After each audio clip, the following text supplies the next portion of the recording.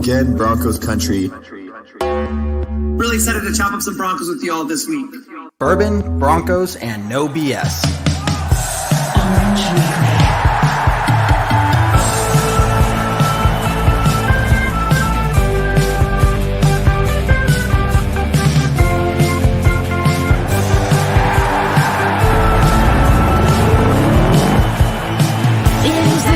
Favorite time of the week.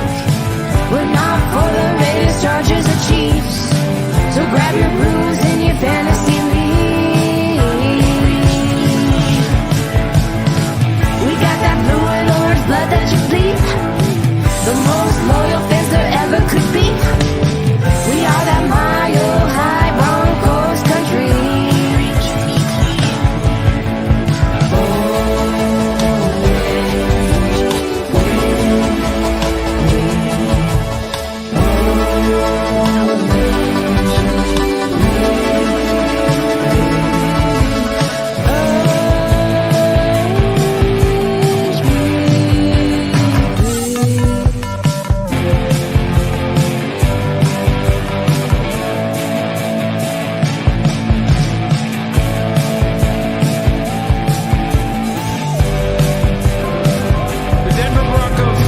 Orange Weekly, fans, brews, and Broncos news. What is up, Broncos country? Welcome to another edition of the Orange Weekly post-game podcast. My name is Kevin, and I am here with some awesome people, Rob and John, and we are going to break down the Broncos' really solid win against the Cardinals. Yes, Cardinals at the time were 4-9. And we were 3-10. I get it. Two terrible teams, battle of the backups. However, winning in the NFL is tough no matter what. And we're going to talk about all of that, breaking that down here soon. So first off, Rob, how you doing, good sir?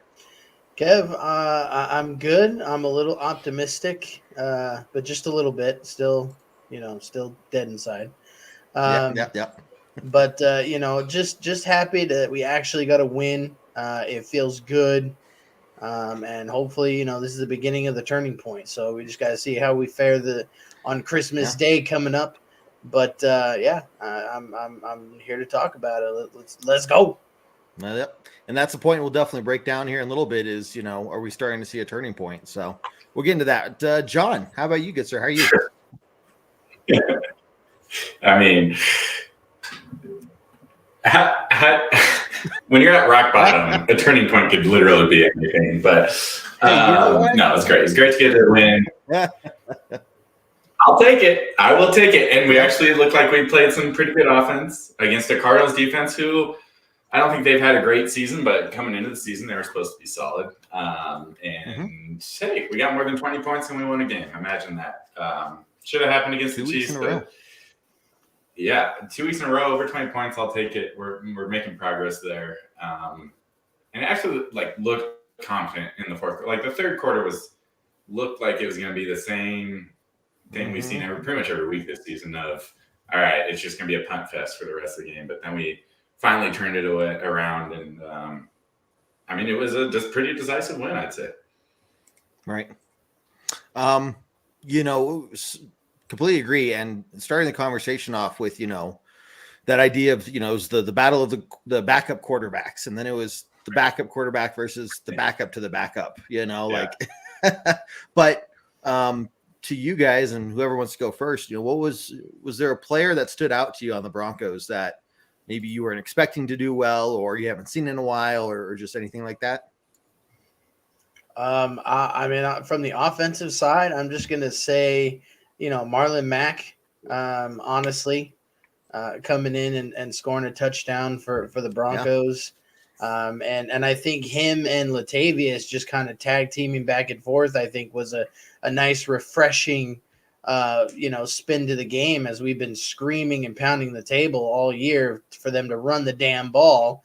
And, they finally pull their head out of their ass and run the ball. And look at that. It works. So, J.J. Watt was wrecking the entire game, but sure was.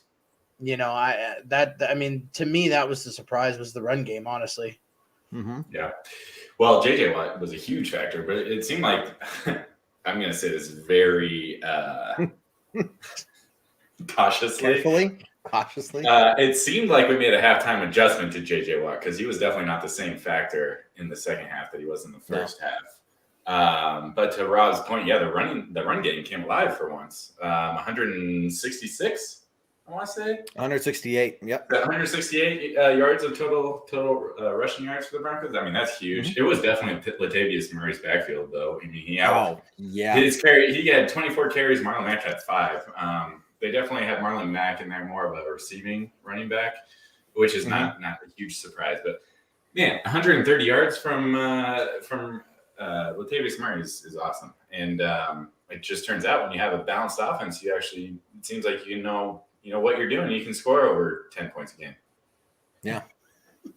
I think what we're seeing here is what this team can do with what we've been saying all season is once we get a running game going, what it's going to do and what this scheme is capable of when you have a solid run game. Yeah, Wilson wasn't in there, but the last 2 weeks we've had a run game, this last week especially, somehow behind this offensive line that is legitimately piecemeal together at this point. I mean, you might as well seriously, there are some times we might as well put those blockers out there that they use for practice, because that's essentially what they're doing. I mean, number of times during the game yesterday and during the game against the Chiefs as well, there's just plays where one or two people get by the entire offensive line without even getting touched. Yeah. It happens over and over and over again, right? And I can't really fault the offensive line because are we on our 12th or 13th iteration of our offensive line? I've lost count. Yeah. Where's the abacus? Yeah. Where's the abacus? Exactly. We'll get Jared on here tomorrow and he can count for us. But yeah. So look, I mean, yeah, that's their job. I get it. But, these guys have gone through so much that for them to do as well. I would not expect them to do any better against a line with J.J. Watt, facing them. Yeah. We got sacked 7 times. And each one, just about every one of those, there wasn't really a situation where Rippon held on to the ball too long. Yeah. Maybe it was one, but one or maybe 2. But really, for the most part, there was just somebody in the backfield. Yeah. And even then, I mean, Rippon made, at least there was that one shovel pass to Mack where, he got the first down. And it's like, these are things that we expect Russ to do more often. And Russ's sacks usually come from holding onto the ball too long, right? But this time you saw the case of, man, they were just getting the backfield so quickly that Rippon had, and Wilson would have had absolutely no chance, the way he holds onto the ball. So it was good to see that, from those guys that have just been struggling for a while now. Yeah, I mean, they were calling out people's names on the offensive lines. Like, I didn't even know that guy was on our team. I'd never heard of that guy's name in my life. At least 2 or 3 of them. And I was like, I mean, that's over 6. That's over half your offensive line right there. But they played well. Yeah. They again, I feel like all JJ Watt's stuff came in the first half. Was it? I mean, am I off on that? Maybe that includes a lot of the third quarter too. But there was maybe a couple in the second half. The majority of that third quarter was rough to watch. It was. I'm glad I didn't totally give up on the game and continue to watch. Yeah. Well, and to Brett Rivers, to give him credit, that play fake that he had where he tossed it to I mean, that was executed beautifully, absolutely beautifully. I have never seen a quarterback execute a play fake like that where everybody was like, "Oh, he handed the ball off," and I mean, okay, let me back up. Have you never seen anything better than that? The only other one I've seen that was better than that was Peyton Manning's. There it is. This was very clearly the second best, but it was definitely up there. Yes, it was. It was crazy to see that replay, and because real time, same thing. I didn't see what was happening. I was like, "What just happened?" And then you see the replay. It's like, holy! They even said it. I think on the TV, I was watching the replay, and they're like, "Yeah, the Oscar goes to Brett Rippon." Holy crap, this guy did it. So yeah, good point. Yeah. Anyway, but yeah, so look, these guys did really well. Now moving to really quickly, one other guy. that the team really, really, really needed him to step up and perform just as well as he did last week, and he did. Jerry Jeudy, 2 weeks in a row now. 7 receptions, 8 targets, so he only, missed one there. 76 yards, 10.9 average. No, he didn't have a touchdown, but clearly the leader of the receiving core. Yeah. I mean, I don't know who else you have. You have Brandon Johnson out there. You have Freddie Swain, who we just got. Yep. We are so beat up at wide receiver. It's ridiculous. So he had to step up, and he did. And he has the last 2 weeks, and it's been awesome. Honestly, ever since that Chiefs game when he's coming off the field, helmet off, screaming, running into the route, honestly, borderline should have been thrown out of that game. But he wasn't. It's been a different Jerry Jeudy since that point, and it's been great to watch. And love it. Love that he's coming alive because he has to. Because without him, that passing offense is rough. Well, and credit to Pat Surtain and our secondary for holding DeAndre Hopkins to less than 100 yards with no touchdowns. DeAndre Hopkins is a very elusive wide receiver, and they actually showed a clip of the Cardinals playing the Patriots, and him and Bill Belichick were chatting. So it wouldn't surprise me if somehow the Patriots trade for Hopkins to get over to the Patriots, but Hot take. Hot take. All right.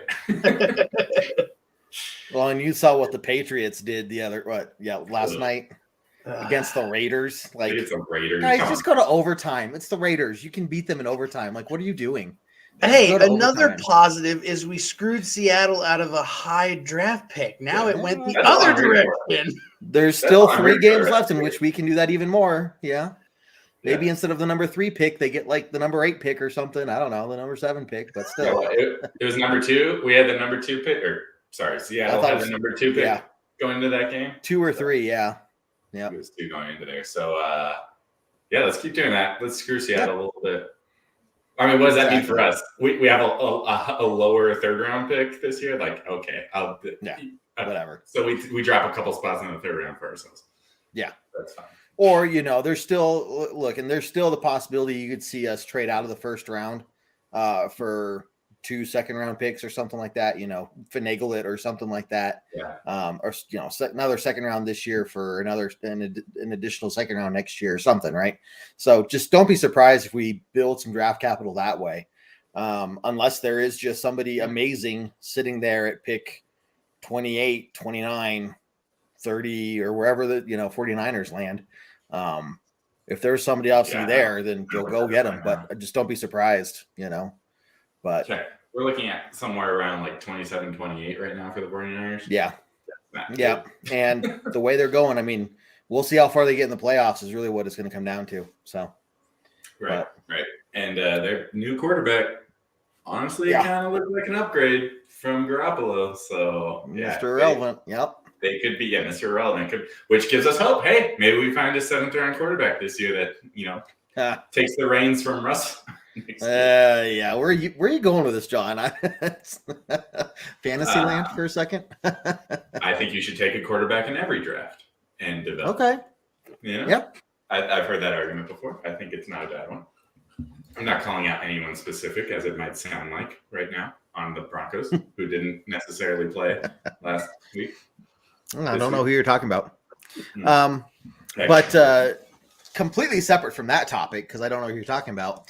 The question for you guys is, we saw what Russell Wilson did last week against the Chiefs, pretty impressive, starting about halfway through the 2nd quarter, right? Let's forget the 1st quarter and a half when we got down 27-0, right? Yeah. From that point on until he got injured, we were turning things around. Yes, the Chiefs turned the ball over us twice, but we found a way to actually capitalize on those turnovers and not just get field goals because we were already in field goal position, right? So does this game, seeing how well Brett Rippon played, look, he was 21 for 26, 156 yards, 7.6 average with only 1 interception.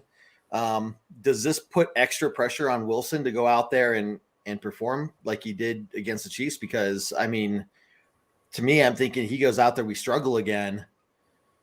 That's just going to be ugly. I don't even know how else to explain it other than that's just going to be nasty to deal with.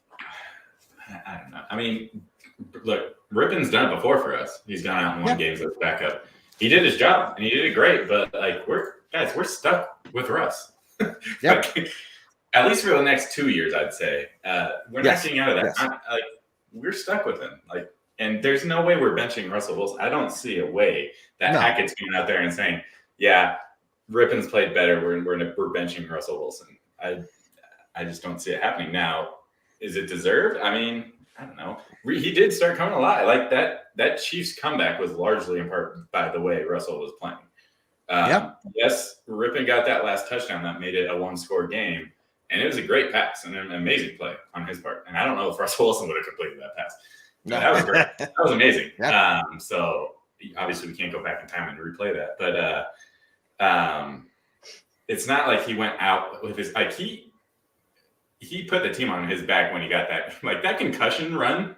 Like he was going for it. He wanted to score on that play, and he got drilled to the ground, and he looked freaking sick on the ground. He had blood coming out of his mouth.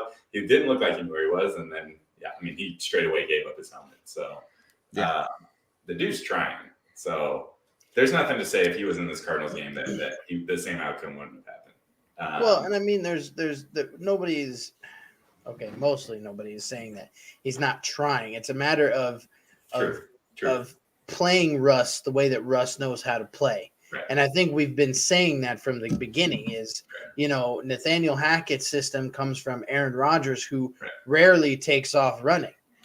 So I've seen it myself. I feel like they're trying to put Russ in a box where he's being a pocket passer.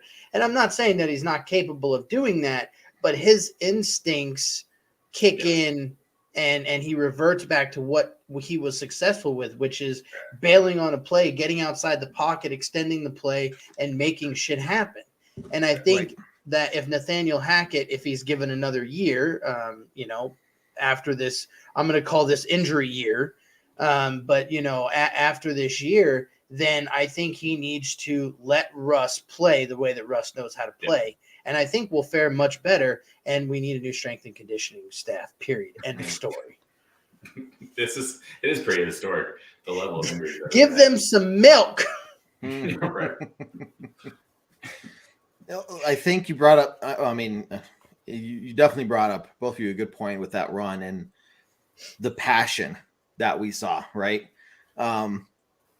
It's the first time, and the fact that this is 2 weeks in a row that this team went out there and played with passion.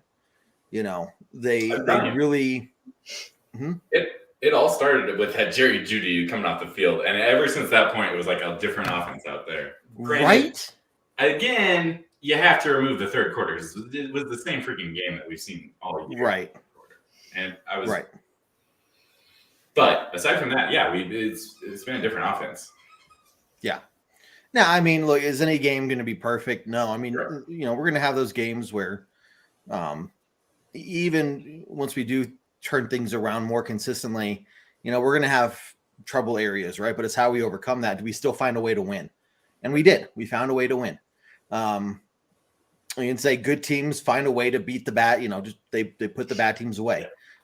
We haven't done that all year. In fact, we're one of those bad teams. But this is a scenario where, look, we didn't play down to their level. We could have gone in and said, it's our backup, and it's their backup, and we're already eliminated, and we don't want to, get hurt, and let's make some, good business decisions or whatever. They didn't do that. They went out there as a team, and they executed very well.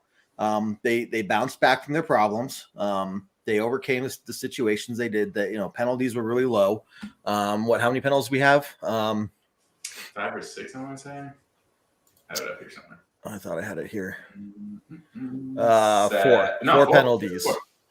Yeah. So look, we're getting better week by week. It seems like every week we get lower and lower penalties, and yet we're still like the highest. That just goes to show how bad the first half of this season was with penalties. The first half of the season was so atrocious that we are still, even though we're like below average, in terms of the number of penalties per game, or right there at the average, and we're still a number one team. Agreed. So look, I think for me, and I want to kind of hear what you guys are looking for, moving forward before we kind of talk other stuff.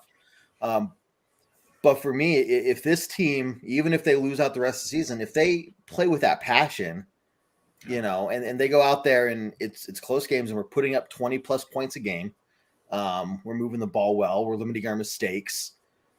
I can't ask for a better way to end this. I mean, the way the season has been gone, it's absolutely terrible, right? But moving into this offseason, you can look at the last 5 games, starting with the last 2, and say, we have made some substantial improvements, even with the injuries we have.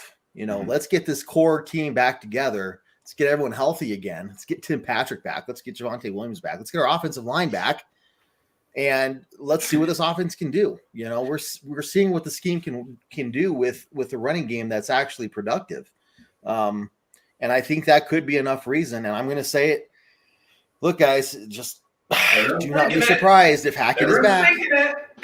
Hackett's going to be back. I'm telling you right now. Hackett will not get fired. Let's not jump the gun yet. Well, I'm just telling you. I want to see him succeed. Right. I want to see everyone this team succeed under Hackett, but it got to a point where we were just like, what the hell are we doing? Yeah, exactly. Yeah, I agree. And there's still a lot of concerns there, right? Like he said, he would not change how he did the preseason, and that has got to change. If he goes the next preseason the same thing, I would not be, same results. I guarantee it. There better be different results if you expect to keep your job and you do the exact. If you think rinse and repeat is the right answer, right? Yeah, exactly. We have to play the preseason. Like we have to go back to. Hey, we were 2-1. We were 2-1 after 3 games. That is the equivalent of preseason. Yeah. It went downhill after preseason for the Broncos. Very quickly.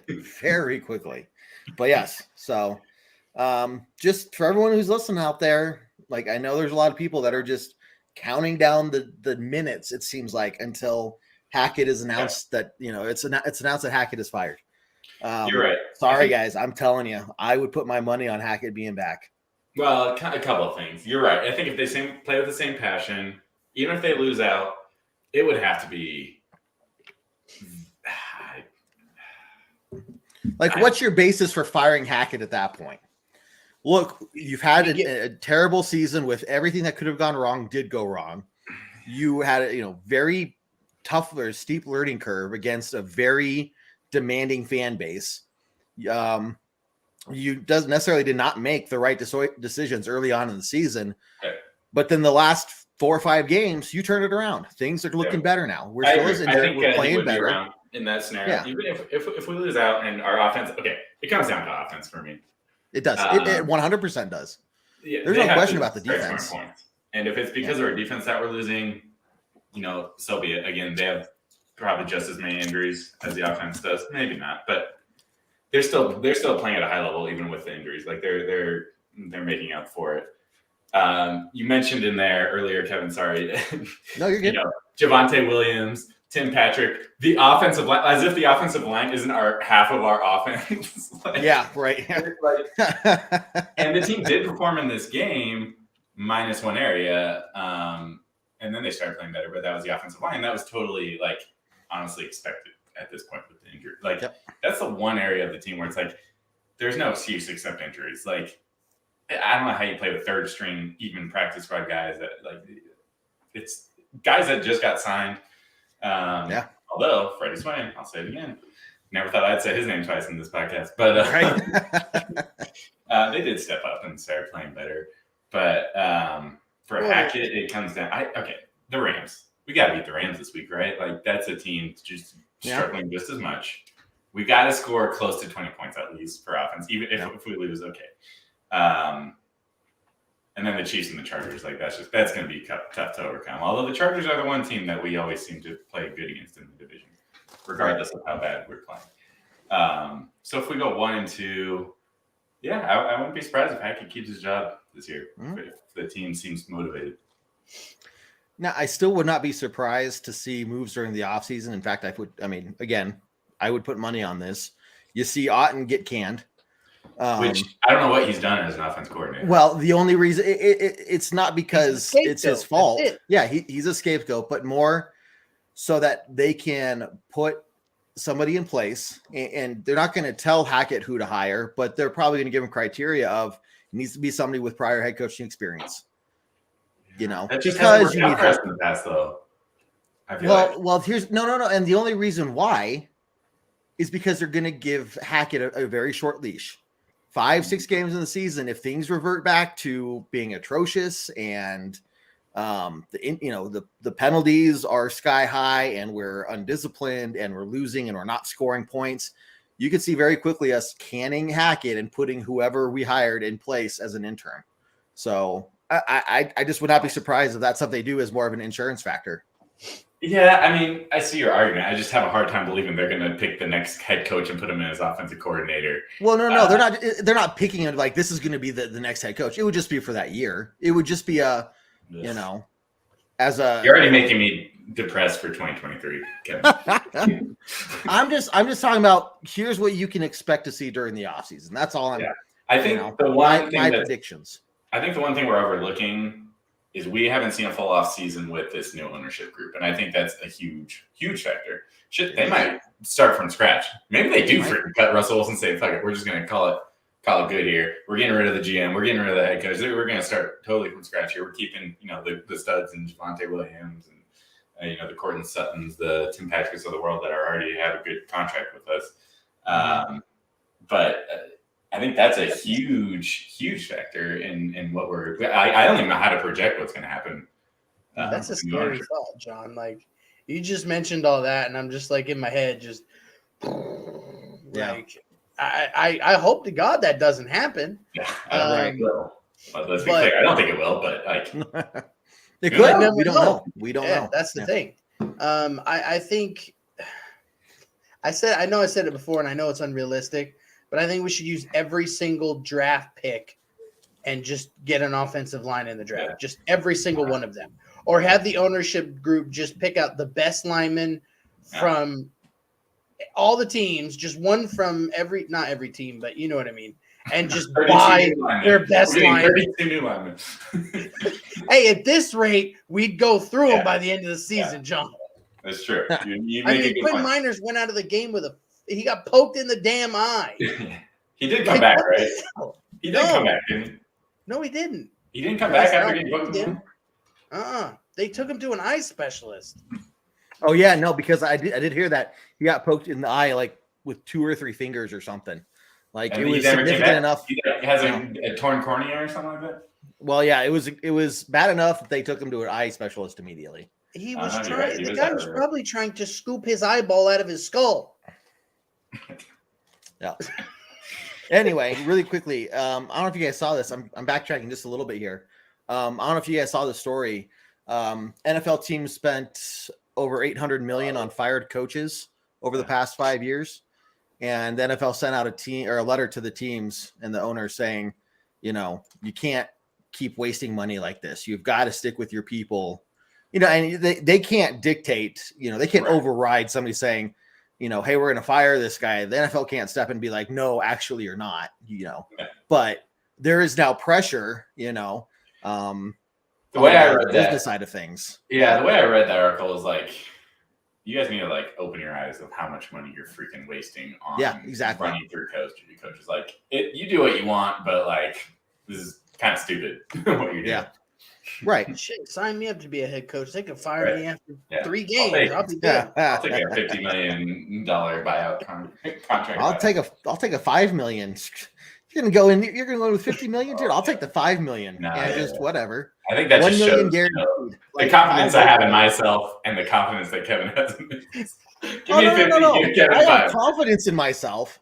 I just want to get hired. Like he just wants to lowball you, John. That's what it is. Yeah. I just need the $5 million and I'll be good. Like, and I'll still do my $5 million for 5 years. Hell yeah, we're signing him. Yeah, done. Once again, Kevin's going for the Make-A-Wish NFL head coach contract. You know what? That's fine. If you get $5 million out of it, sign me up for that contract as well.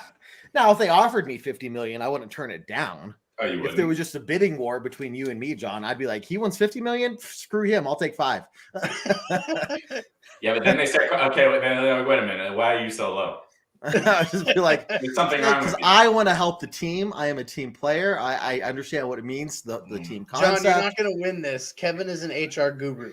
I got you. I got you there. I It understand the seems like salaries you just and want the job. You need the job. Doesn't seem like you're the right fit, though. It's not that you deserve the job. okay. So I'll start with 45.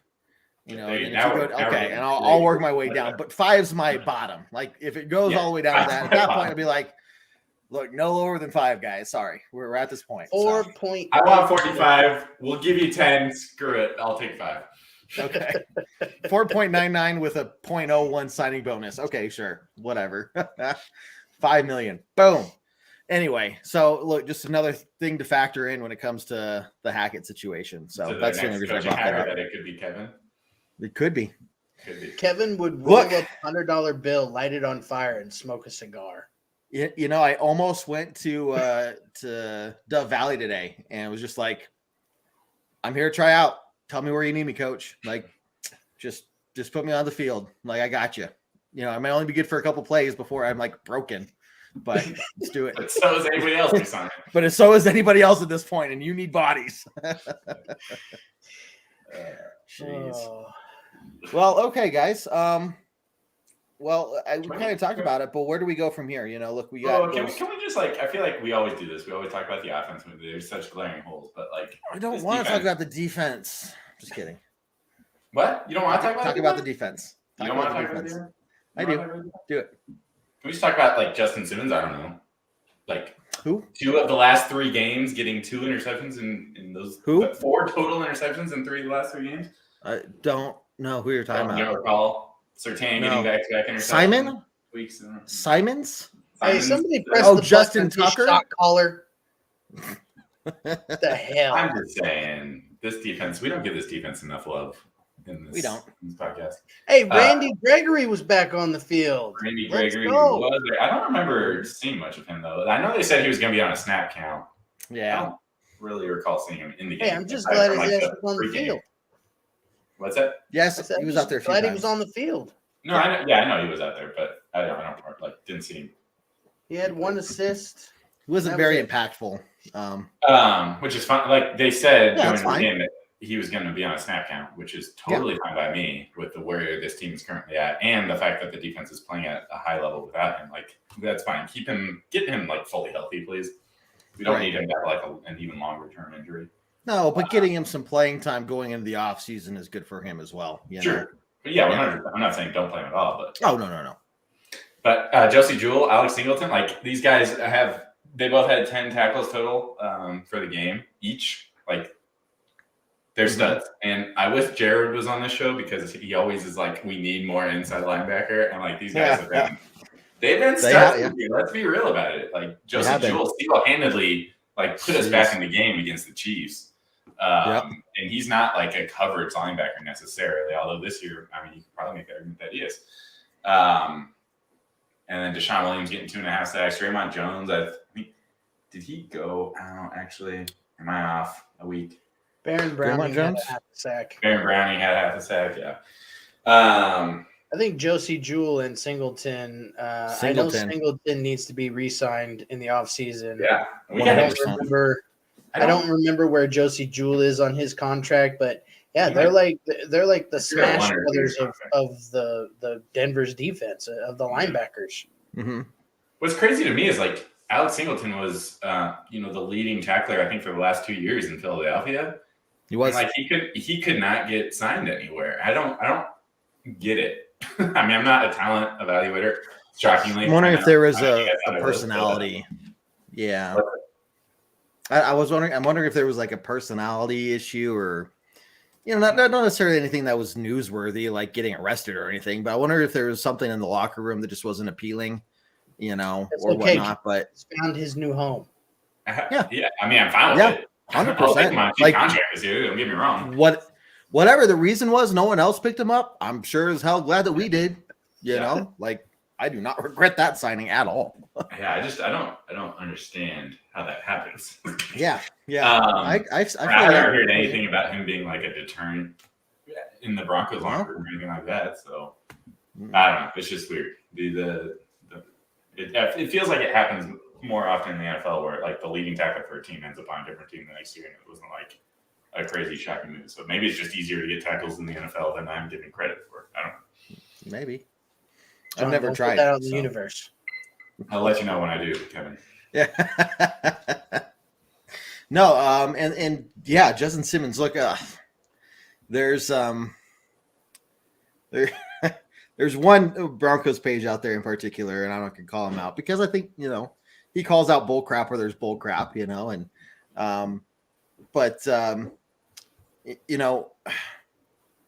he's of the assumption and the point of view that so what that Justin Simmons got 2 interceptions. He didn't bait the quarterback in anything. He was more in the right place at the right time on a bad throw.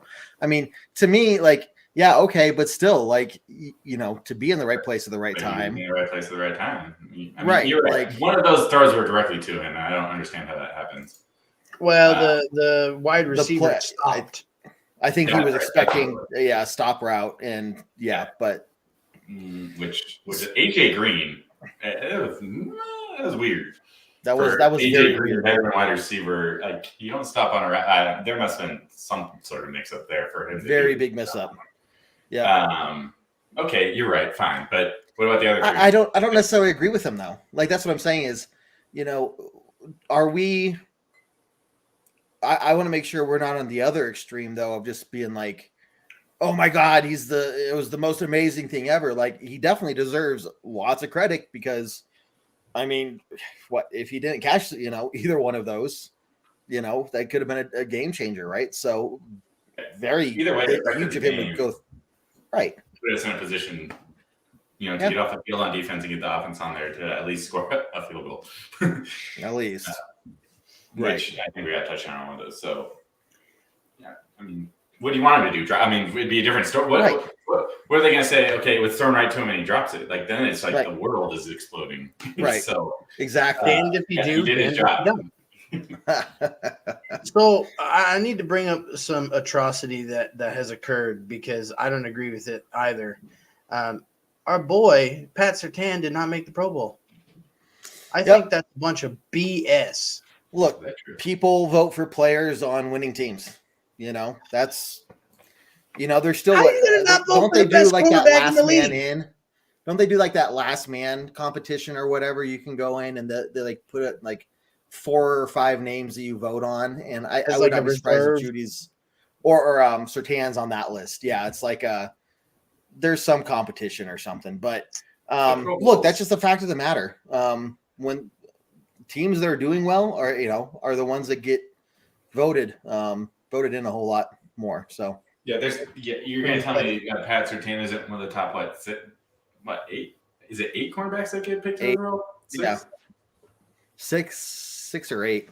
I don't know. You're telling me he's not one of the top 6? Like, that's ridiculous. And I think anybody in the NFL would say that's ridiculous as well. And that's what matters more to me. Like, the Pro Bowl is such a joke anyways. Right. Like, I put zero stock into the Pro Bowl. Now, if he's shorted on I think the more important list when you look at end of season, voting awards, whatever, is the All Pro list, because there's no fan voting or anything like that in the All Pro list, which I think that one only takes 2. So he might not get voted on that one either. I'm not gonna be surprised if he is voted as one of the top 2 cornerbacks in the league. I think he might be the number 1 cornerback in the league. Yeah. And he's getting praised that way as well. So, but it's his second season. He'll get the awards by the end of his career. Not worried about it. But you're right, Rob. It is an atrocity, though. He should be in the Pro Bowl. Agreed. But you got to also keep in mind through the viewpoint, like we see PS2 every week. We watch them every week. And we know that teams just don't test them anymore like they did last year because they know they're going to get burned if they do. So when the national audience watches the Broncos this year, what's happened? We've been an absolute embarrassment. Yeah. We've been a laughing stock, right? So people aren't paying attention. Look, we flexed Mahomes out of primetime because we were that bad. That's an accomplishment in my opinion. But that actually would have been a good game to put in primetime. It would have. And I'm sure for the first quarter and a half, the NFL is like, wow, we are glad we got rid of this one. But in the second half, they're probably like, man, we should have kept this one in there, right? I don't even remember what the primetime game was. Last. PS2 is going to get his due. Like he's going to get his, his accomplishments. He's going to be all pro. He's going to be all decade. I'm sure. I mean, he has so much ahead of him, and the way he's improved between year 1 and year 2. He's the guy that, even if, something happens with Justin Simmons as he gets older or whatnot, PS2 is a guy you can continue to build a defense around. And as the Broncos turn things around, which I really believe they will, PS2 will get noticed, so it does suck this year. I completely agree. But it was like no Broncos were voted on to the Pro Bowl last year either, and PS2 could have very easily and should have been a Pro Bowler last year as well. So just something to keep in mind is it's not, I get it, but it still sucks at the same time because we see this guy, we know what he's capable of, and then he doesn't make it. So, but I don't know. At least there's no chance of him getting hurt in a Pro Bowl game, and that's the last thing we need right now, right? Very true. Touche. Well, didn't they do away with the game? Isn't it like a skills competition now? I thought that. That's right. Did they? I forgot about that. I forgot that they was that starting this year or next year? Next year or what? But I'm pretty sure they're done with the pro because it's a joke anyways. Like no one tackles. Oh yeah. Like nobody watches. I don't watch. I mean, it's which team can get closest to 100 points by the end of the game. And and I think the AFC has beat the NFC every year for like the last decade. Yep. I think what they need to do, and this I'm just ballparking or spitballing with you guys here. Maybe they have a curling competition with all the Pro Bowl players. I would watch that. That would be entertaining. I would too. Yeah. Yes. I agree. You're not going to get hurt curling. I want to see what the worst injury from curling is. All time. Curling's interesting because it's not like golf where golf is just boring. Like curling, there's still like this weird. It's fast paced. It's fast paced, and you're like, brewing on the ice and a pulled tricep. I don't know. Oh yeah, you could slip on the ice or something. I'll take that. I don't know. I'll take that. Anyway, so here we are, guys. Look, we've won 4 games this year. I didn't realize we hadn't won since October. I was not sure we were going to win another game the way the last 6 weeks have gone. No. So a win actually. The way the last 2 weeks have gone, though, right now. We could win 1 or 2 more. This team could still beat the Chiefs. We could beat the Rams. It could. I'd cool it on the Chiefs talk, but the Chargers is doable because the Chargers are going to charge her. There's potential. Especially at the end of the year, Chargers are going to charge her. Yeah, that's what they're good for. Chargers find a way to lose. But, yeah. Can we talk about how the Texans were beating the Chiefs? Yeah, won the overtime. Yeah, Yep. I don't want to say let's chill on the Chiefs talk, but you're saying there's a chance. If the Texans can do it, for the love of God, come on. Didn't we score 50 points against the Cowboys last year? There's a chance anyway against the NFL. Right. Those games will happen. I can't. Yeah. I'm not. Arrowhead, I agree. I know. I know. But I'm just saying, it's not a foregone conclusion. We gave them a run for their money. We did. I don't know if I told you. To do it again, and we can certainly win that game potentially. But yeah.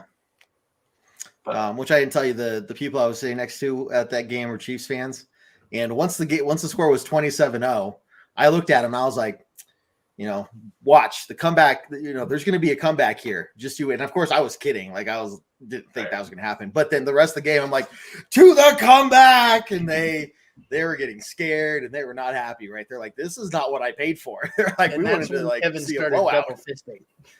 Oh yeah, I was getting rambunctious. I turned around and everyone's like, to the comeback. Yeah. So, but anyway, look, the rest of the season could still be interesting for a number of reasons. There's still reasons to watch in terms of development of these young players that are going to get more playing time. Looking to see, can we stay consistent on offense? And what is that all going to mean for next year? And what is this going to mean for the ownership group and how they decide to proceed? So, we're not in the playoffs. Yeah, we're looking for moral victories, but I'd still say there's a lot of reasons to watch other than just it's Broncos football, Right. Things to think about.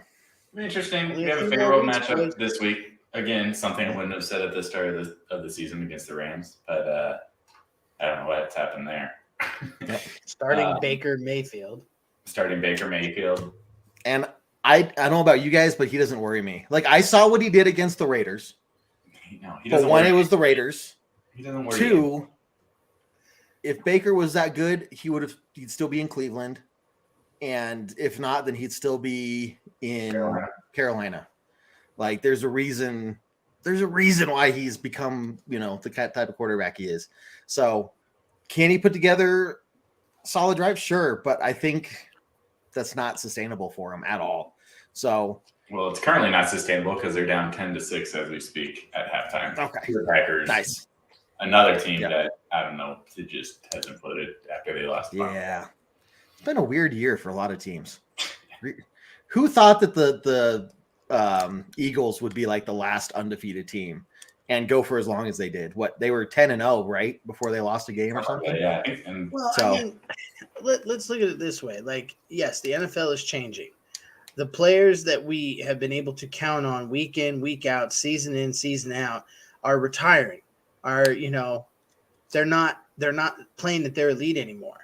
The NFL, in my opinion, moving forward is going to be more wild and less predictable than we're going to even be able to imagine. Mm-hmm. So don't be surprised. I mean, look at the Lions.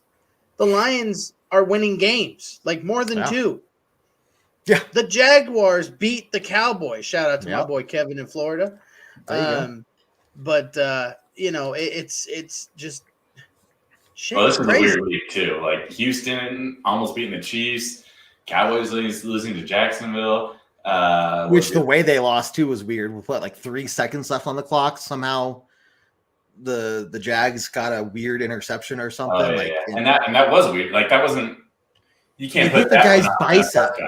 Like it didn't hit the ground, it hit the guy's bicep. Like, it was such a fluke, So there was one it doesn't matter.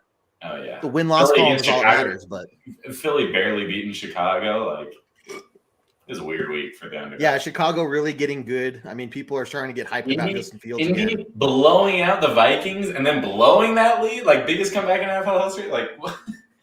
Yep. I mean, yeah, hey, I thought it was fake when I started seeing the memes, because I saw the score was 33-0, and I stopped paying attention altogether after that.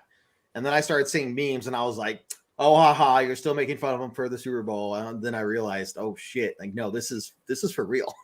Yeah, no, that shit was crazy. But shout out to the Eagles only having one loss on the season. I thought they had more than one, but nope, just one. That's insane.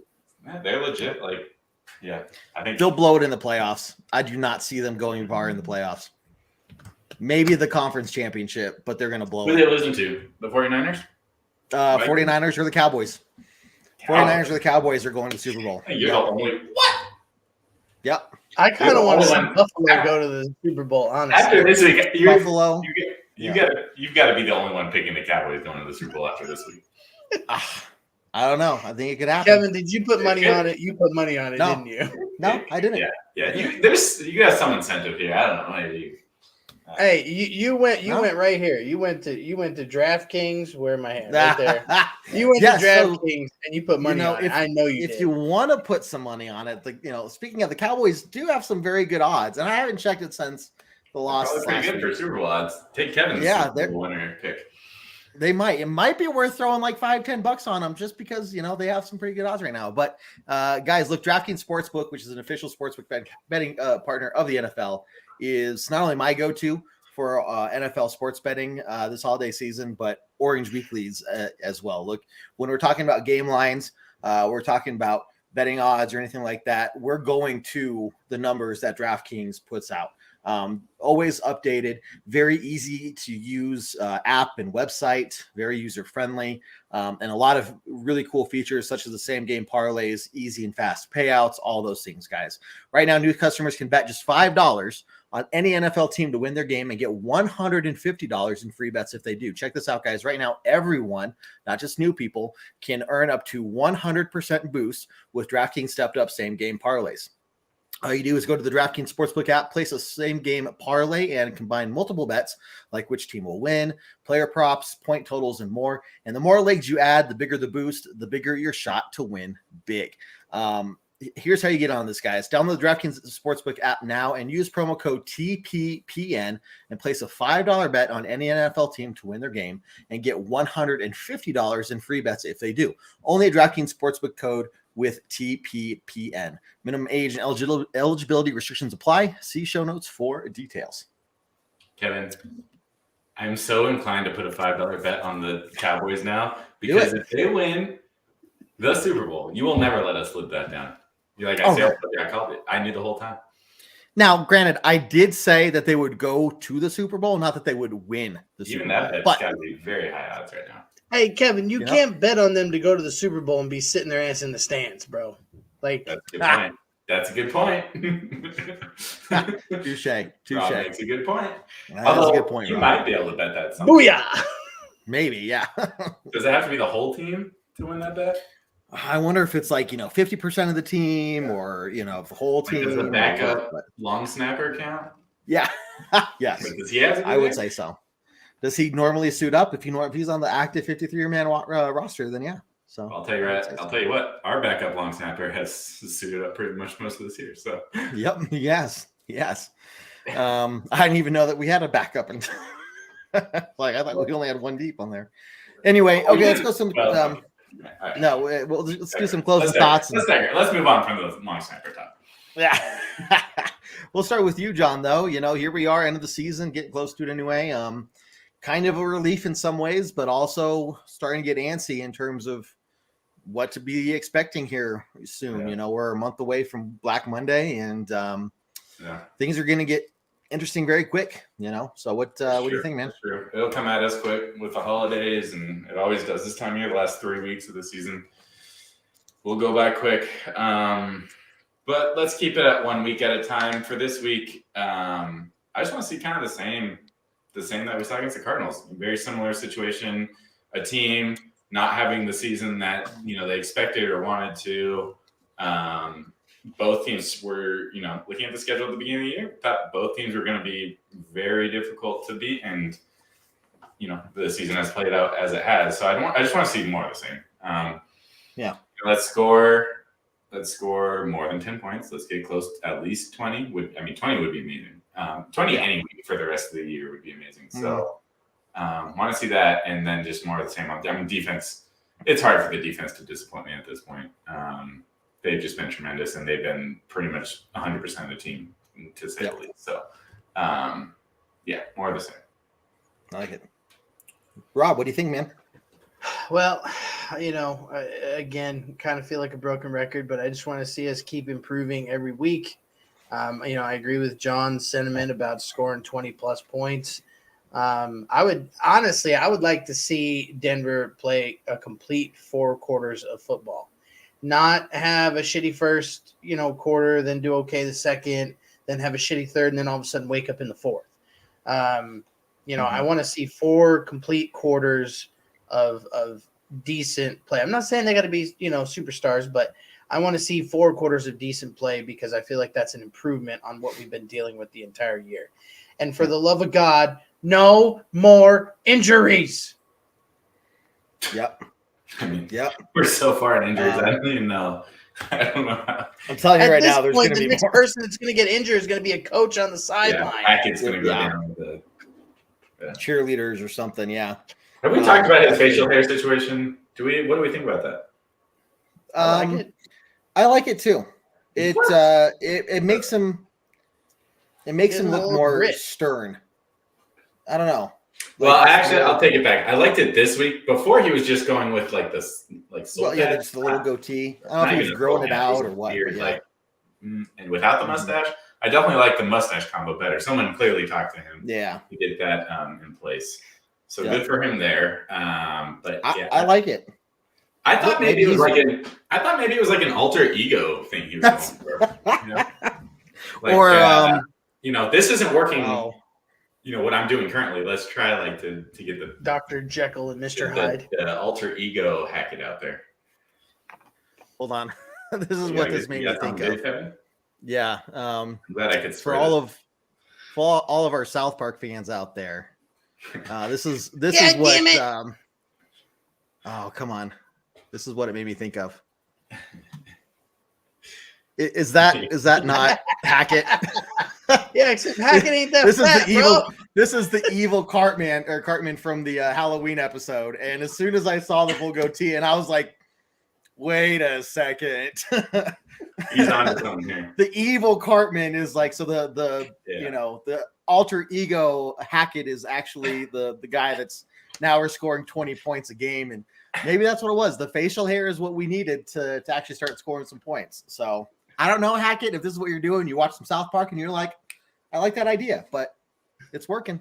But you're on something there, I'm taking my ball and I'm going home. Kevin, you're onto something there. I can't wait for the press conference where he's like, "Yeah, it was a bet. When we lost to who was it? The Ravens. I had to start building this good tee. Yeah, and it turned our season around, and now I have a job." Yeah, right. It's cool. I'm glad you laughed at that because I thought I was pretty funny when I thought of it the other day. That's good. But here we are, guys. Like I said, we kind of covered a lot of my thoughts already. I just say let's keep supporting the team. Understand that still a long way to go, but I like what we've seen the last 2 weeks. The consistency is key for the last 3 weeks, though. Richie and Derek, thanks for tuning in. For everyone else who's listening to this on the podcast platforms, if you guys could really help us out, just take a couple minutes, give us that 5-star review on wherever you're listening, iTunes, Spotify, Google Play, Stitcher, and that helps us out tremendously. We don't ask for donations or anything like that. Really, we just if you want to do that, that helps us out a lot. And then don't forget that late January we're going to be doing our fan appreciation episode as we always do. This will be actually, well, I say always, this will be our 3rd year in a row doing it. We're going to have some awesome. What? That's always. Yeah, that's always. Well, since we started, we haven't stopped. It's been an every year thing. So yeah, it's a tradition now here at Orange Weekly that at the end of the year, we want to give back to you all. So we'll be doing some fun prizes. We're going to have some awesome special guests. Might get Jeff Legwold back to join us again like last year as well.